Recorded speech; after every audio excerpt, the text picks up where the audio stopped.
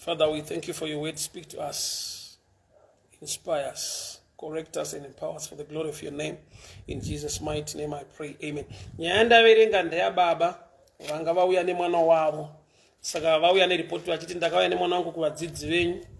Ane situation yainayo vadzidzi venyu vakamutadza nekuda kwekuti ane dambudziko raainaro. It oftentimes zvinoti zvikamubata zvinomukandira mumoto, zvikamubata zvomukandira mumvura to destroy him. So pano ndine mukomana auya naye kuna Jesu na baba vake. Aiva ne challenge. Aiva nemweya wokudona. Ndofunga nerimwe kutaura tinoti pfari kana kuti fits kana kuti epilepsy. So aiwira mumoto, achiwira mumvura. But baba chavakadiscover chavataura apa ndechekuti oftentimes pazvaimukandira imomo it wanted to destroy him. But the boy was still standing. Baba vane report yati iyo, I brought this boy to your disciples. Aine situation iyo hii. Asi vakamutadza.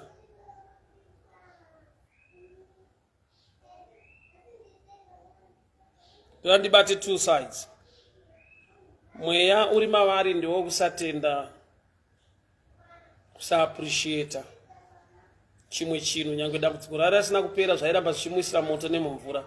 But panyorwa kunzi to destroy him, zvaimukandira oftentimes imomo to destroy him. Kureva kuti the real agenda vaiziva kuti mweya yetsvina yakabata mwana neurwere nemari kuwira moto nemumvura, purpose ndeyekuti mukomana uyu aparadzwe. So the boy was still standing despite kuwira mumoto nemumvura. Life inombodaro ufunge. Pane paunowira mumvura, pane paunombowira mumoto. Muma situations asiri favorable ausingadi. Ekuti nekumwe kutaura matambudziko aunodonha maari achingochinjana matambudziko kukuisira pasi. But nenyaya yekuti baba vauya vakaunza mwana uyu kuvadzidzi vaJesu, havana kuona kupera kwechinhu ichi. So varikuita sekunge vari kuuya necomplain. But vasati vacomplaina chimwe chavaifanirwa kuona kuti zvichida kana vadzidzi vakanamata nemwana uyu, pakabviswa mweya wedistraction, nyangwe zvairamba zvichiti zvikamubata zvomuti mumoto nemumvura. But the boy was still standing. Rega ndimbotaura pamusoro penyasha kana kuti grace dzine malevels nemadimensions. Kune dzimwe nyasha dzekuti hautambire mari yakawanda, but Mwari vanokupa favor mushoma yauinayo to have a stable and a better life. Kogoita dzimwe nyasha dzekuti unoelevate to a level yekuti wakutobata mari zhinji zvinhu zvichiendeka, but pane nguva yekuti unogona kubata shoma wakaputirwa nenyasha neropafadzo zvinhu zvichiendeka. Ipapo pakubata shoma you always complain kuti dai ndawanirwa nyasha ndabata zhinji ndapromotwa, financial door ravhurwa. But uchitadza kuona kuti salary shoma iri meant to destroy you, to give you headache and problems. But iwe hauna headache, hauna problem pashoma yacho. Izvozvo zvakabviswa naMwari nekuti vakaisa nyasha muzvishoma zvaunobata to an extent yekuti you cannot explain. Kana uriwe mari yaunotambira neresponsibilities auinawo nezvaunokwanisa kuita nekuachiva pashoma yacho, unotoona kuti kana ukatotora peni uchida kunyora pasi uchida kuweka kuti unozvigona sei unozvifambisa sei, you can't explain. Asi pari kuraramika zviri kuendeka. But unobatwa nemweya wokucomplaina kuti vamwe vanotambira yakawanda, vamwe vane maconnections, vamwe vanozodii. Hauna maconnections, hautambira yakawanda, but Mwari vakabvisa kunyadziswa, kusemwa nekutukwa pashoma iyoyo. There are better things happening in your life zvaunofanirwa kutenda Mwari. Pastor wenyasha Vengere, I see you, God bless you. Mwari vakuitire nyasha. Lydia Yokai, God bless you, God bless you. Patience Mandev, Margaret Lorraine James, how are you doing? God bless you. I hope I find you well. Mwari vakuitire nyasha zvikuru. So pane nguva yekuti une zvaunotarisira, une target, une chinangwa, une zvikuru zvaunotarisira kuti dai zvaitika muupenyu hwangu, dai ndaenda pa this level, ndaigona kusangana nezvakati. But uchaona kuti uri pa lower level iroro vamwe vako vari mulevel sewe iroro repasi vasina nyasha vanotoshamisikawo kuti unozvigona sei, unozvifambisa sei, nekuda kwekuti zvinokuwisira mumoto kuti utsve uparare, zvinokuwisira mumvura kuti unyure, ubva watoitwa watotadza kufema, ubva wafa. Baba vati oftentimes it cast him into the fire, into the waters to destroy him. So the boy was still standing. Distraction yanga yabviswa, but havasi kugona kuzviona, vari kungoti ndakauya naye kuvadzidzi vako vakamutadza. Mai wenditapera, good morning to you, God bless you. Peggy Karen Mpofu, how are you doing? God bless you. Mulake, how are you doing? God bless you. Mwari vakitire nyasho.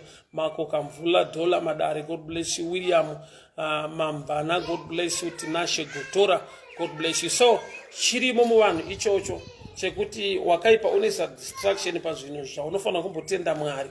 You will always be a person anongocomplaina. Tagorera pera handina chandakaachiva. Do you know kuti kune zvaida kurwa neupenyu hwako?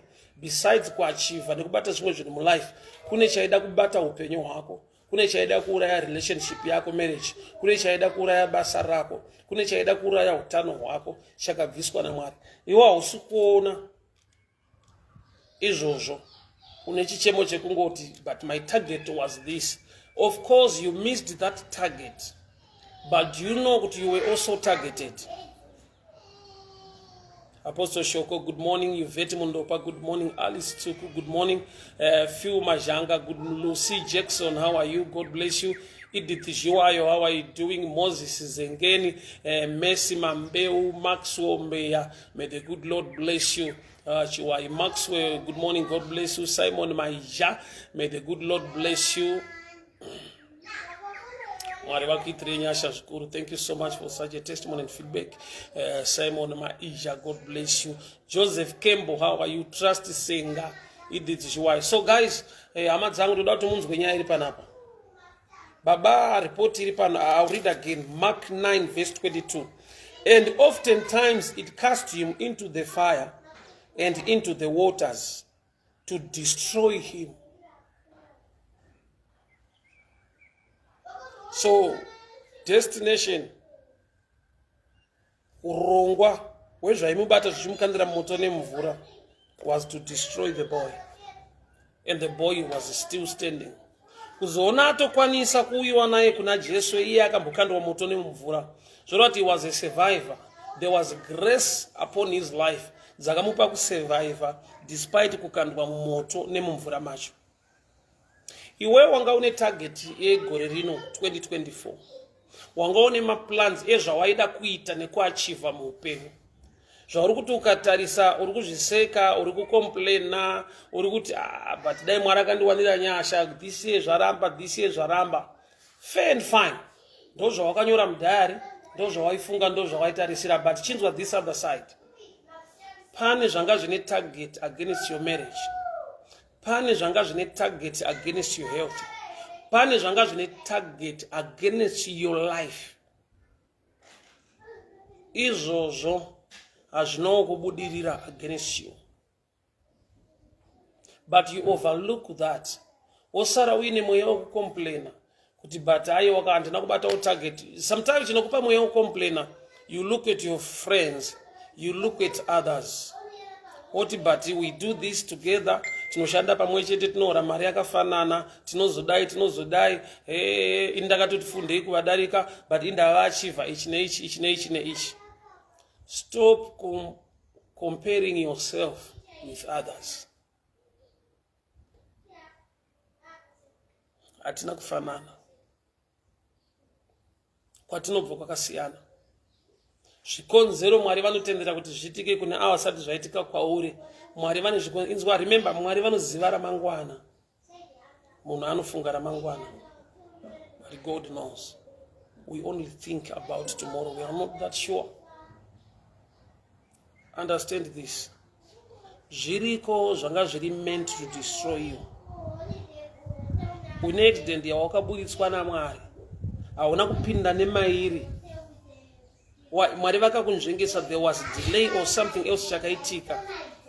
warega kutravela nevanhu ivavo ukaregera kupinda mubhazi iroro mumota iyoyo, pane pawakanonoka kusvika ukasvika patoitika accident, zvese izvozvo hauna kuzvinyora mudhayari ka, saka haugoni kuti apa ndakaponeswa, apa ndakaponeswa, apa ndakanzvengeswa.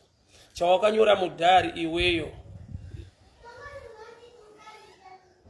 chawanga wakanyora mudhayari mako matargets ema-achievements awaifanirwa kuwana nekubata. Prophet Jephthah said, how are you? God bless you.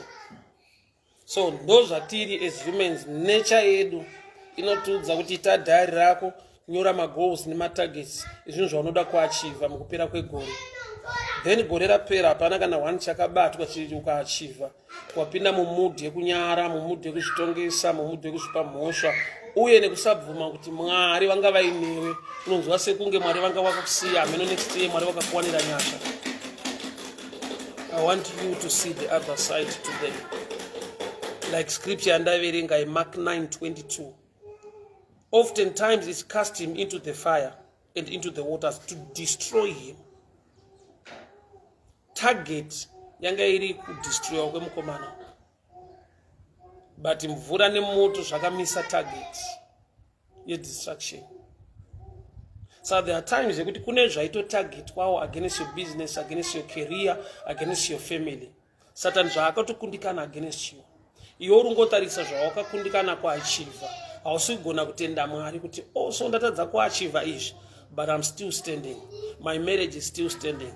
My career is still standing. My family is still standing. Izvozvo unozvitora for granted. Unofunga kuti zvingoriwo normal.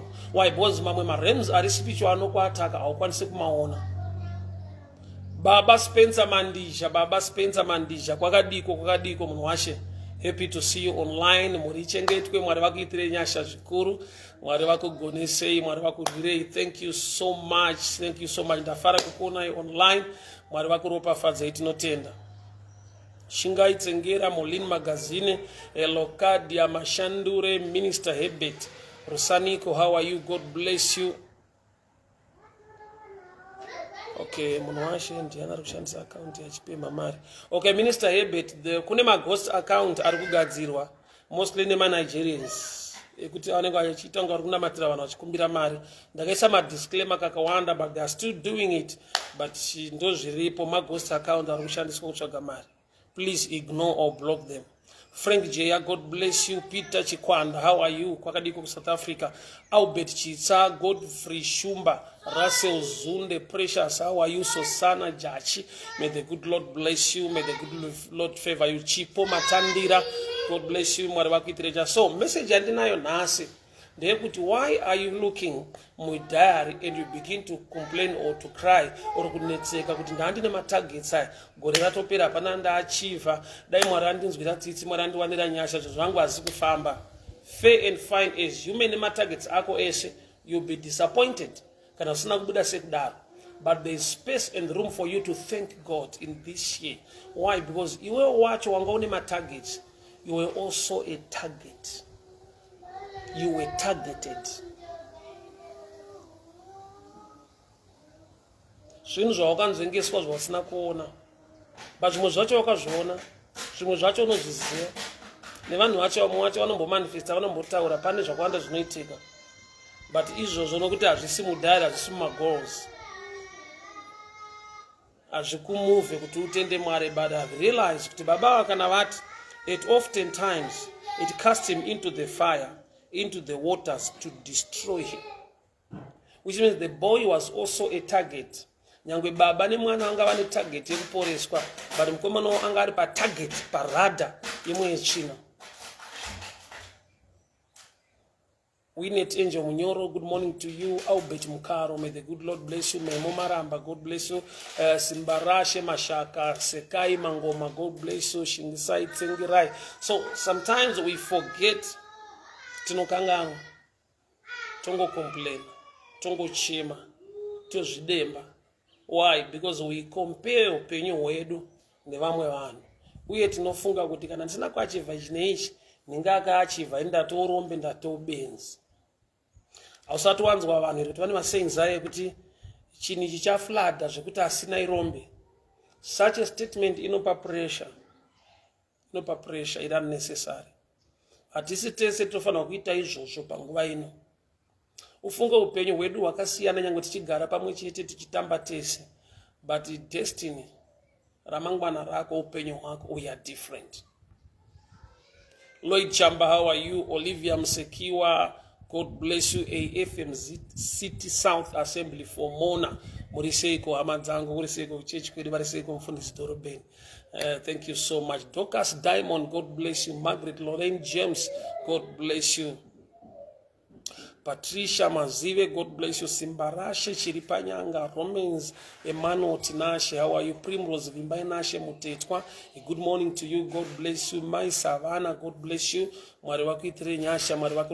So that's the message today, guys. Wangaone target. Yezvimwe zvinhu zvausina kuzadzikisa kana kuwana mulife mukati megore rino zvauri worried. Ndati zviri normal as human kuva worried pazvinhu izvozvo. But check the other side. Unombozviziva here kuti spiritually or physically iwo futi wangaone matargets ako, but wanga uri part of the target ya devil to destroy your marriage, your career and your health. Nokuti Mwari vakunzvengesa, nokuti Mwari vakuvhikira dzimwe hondo dzausina kuona. Kukomplaina kunobva kwanguva natural mauri kuti ndakatadza kuachiva izvi nezvi. Baba vauya kuna Jesu, mwana wavo zvikamuisira mumoto nemumvura zvirikuda kumudestroya. But pavauya kuna Jesu vari kuuya nemweya wecomplain. Ndakaya naye kuvadzidzi vake vakamutadza. Wangu nyange vadzidzi vakamutadza, but distraction yacho yakamutadzawo. He was still standing despite kuti anga aiswa patarget na devil to be destroyed. Usati kurongeka kungwara kana kugona kuti zvinhu zvako zvichiri intact, family ichiri intact, marriage ichiri intact. There is grace pazvinhu zvese muupenyu. Despite kurongeka nekungwara, nyasha dzikashaika pachinhu ichocho, uchenjeri hwemunhu haushande, kungwara kwemunhu hakushanda, asi kuti inyasha dzaMwari. Mwari werugare vakuchengetei, Mwari wenyasha vakugonesei, rudo rwaMwari rukuvhumbamirei, favor yaJehovha ibate pamusoro peupenyu hwenyu. Father, I pray over the viewers. Mukupera kwerino gore tinokutendai. Tinokuongai nekukupai mbiri Baba. Zvatakaronga zvikasabudirira, asi tiri pano nekuda kwenyasha muchengeti nemurwiri weupenyu hwedu. Ndanamata nehama dzangu Mwari, dyarai moyo wekutenda, a spirit of thanksgiving. Chengetai mhuri dzavo mukati this festive season.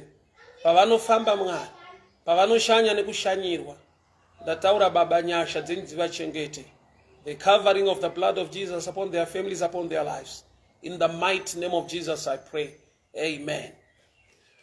So God bless you people. God bless you. God bless you. Nyasha dziwanzwe, Mwari vakuchengetei, Mwari vakugonesei. Chigarai mweya wokutenda nekuremekedza Mwari nguva dzese. Nokuti tine dzimwe nyaya dzatinotora easy for granted. Tichichema kuti matargets edu, urongwa hwedu hazvina kubudirira. Asi wakaipawo haana kubudirira. That's why we are still standing. That's why the marriage is still intact. That's why the business is still intact. Iwe wanga une target yezvinhu zvawaida kuita mukati megore rino hazvina kubuda saizvozvo, but hazvikutadzise kutenda Mwari nekuda kwekuti iwe nyange wanga une target ikasabudirira, Satani wofuti akakuisa patarget haana kubudirira. That's why you are still standing. May the good Lord bless you. May the good Lord favor you. May the good Lord protect you. Bye bye for now. Cheers. God bless you. So that if I could Durban, I'm coming to Durban. And go pay research. 31 December to 3 January, I will be in Durban. So I could Durban KZN. Changetine crossover night ikoko right mu town chaimo mu Durban. Mwari vakuitire nyasha, Mwari vakuropafadzei, Mwari vakuchengetei muzita raJesu Kristu Nazareta. Amen. Bye bye.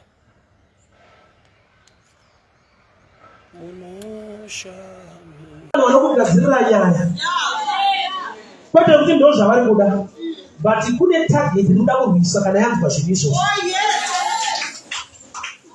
Makwai aifudzwa naDavid.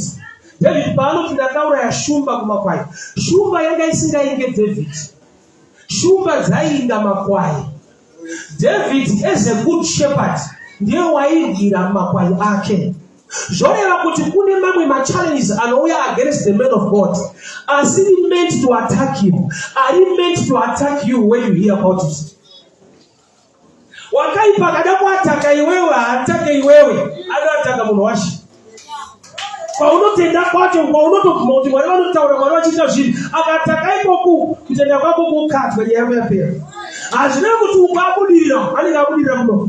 Makwai auya kuzorwisa makwai aifudzwa naJoseph, mapera aida kurwisa makwai aifudzwa naJoseph. Anga asingainge Joseph kana David.